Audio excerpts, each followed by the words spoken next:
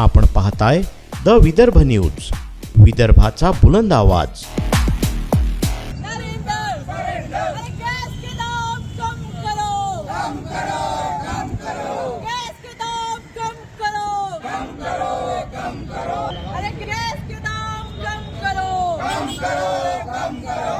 प्रधानमंत्री चाय बनाते बनाते कांग्रेस के राज के बाद देश के प्रधानमंत्री बन गए और हमको ये चूल्हे पे फूकने के लिए फिर से चाय बनाने के लिए छोड़ दिया। तो आज हम चाय बनाएंगे। Surrender surrender surrender surrender surrender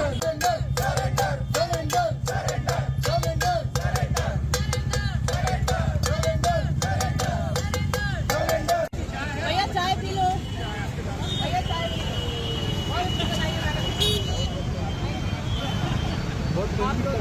चाय पी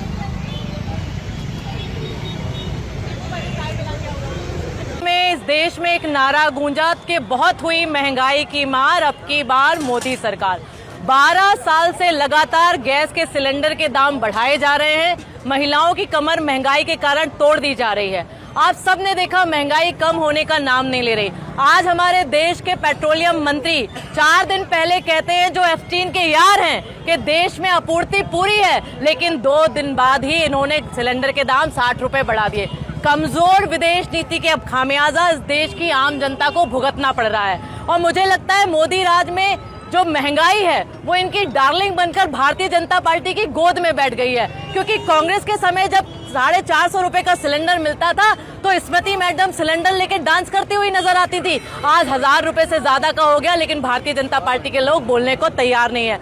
मुझे तो एक कारण नजर आता है कि देश के प्रधानमंत्री ने भारतीय जनता पार्टी के लोगों को नाले से गैस निकालने की प्रक्रिया ट्रेनिंग दे रखी है, इसलिए लगातार बढ़ते हुए सिलेंडर के दाम इनको दिखाई नहीं देते। आज पूरे देश में महिलाएं भी दुखी हैं और जिनके जेब से हम पैसे लेके सिलेंडर भरवाते हैं वो पुरुष भी दुखी हैं।